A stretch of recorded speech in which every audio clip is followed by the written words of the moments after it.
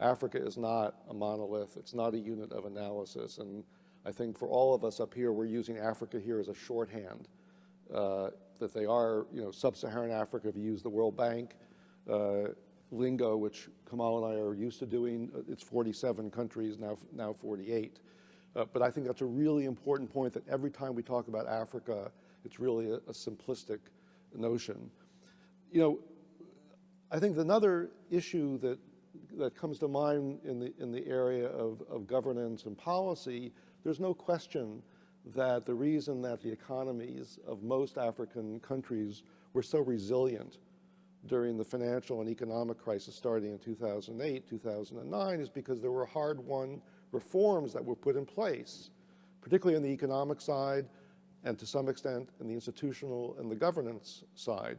We certainly see, although there are exceptions as there are in any continent, tremendous improvements in the electoral process across the continent.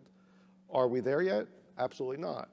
But I think, one cannot deny that there's a direct linkage between the policy making that has taken place and the economic growth that has engendered. It's not been commodity prices. It's not been simply the southern investors like the Chinese or the Indians making that difference. It's because of hard-won fights on the continent itself. Having said that, I think there still is a gross misperception about most African countries. I call it the continent of economic misperceptions, where risks in Africa generally are highly overstated and the investment opportunities are highly understated. That's not the case everywhere in the continent, but a vast majority of the countries, I think that's quite true. One of the things that has been happening, in part more because of southern investors like the Chinese, like the Brazilians, like the Indians, has been that Africa has begun to integrate internationally. And so there's more competition. They are entering, some of the African firms, by dint of southern trade and investment, are beginning to get involved in network trade. And this is engendering competition, more efficiency, climbing the value chain on the continent than otherwise would be the case.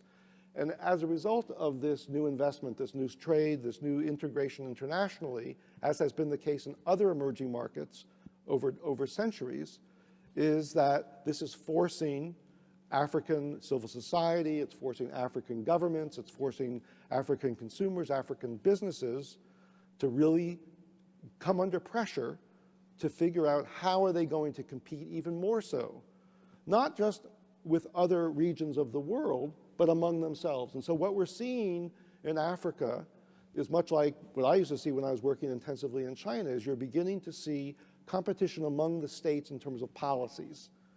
Presidents, prime ministers like to hear of really good stories, robust stories of what worked, in a Tanzania. Gee, can that work, in a Ghana? And they are keeping an eye on each other. And I think that kind of competition is engendering, some degree of improvement in the governance and policy environment.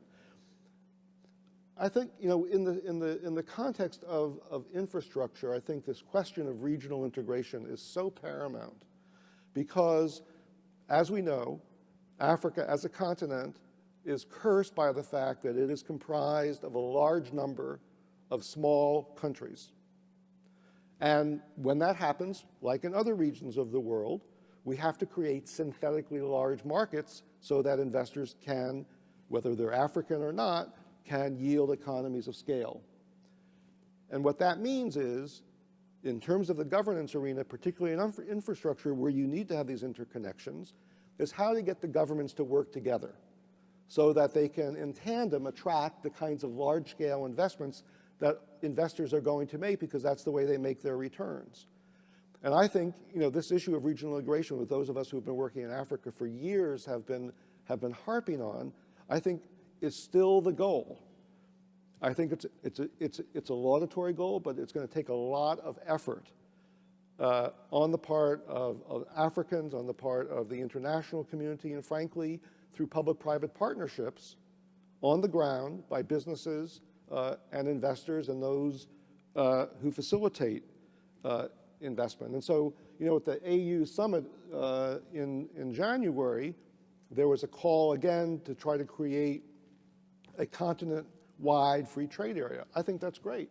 I think, you know, if you look at where the regional economic communities today on the continent, if you draw them out as I have, it resembles the classic Jagdish Bhagwati spaghetti bowl. Everything is overlapped because virtually every single country in Africa is a member of multiple regional trade associations. And when you talk to investors, as I have, they don't pay attention to these kinds of agreements because they're so spaghetti-like. So I think this goal of creating a single free trade area in Africa is great, but I think we're a long way from there. And I think that issue of regional integration, particularly in the context of infrastructure, is probably one of the key issues on the table.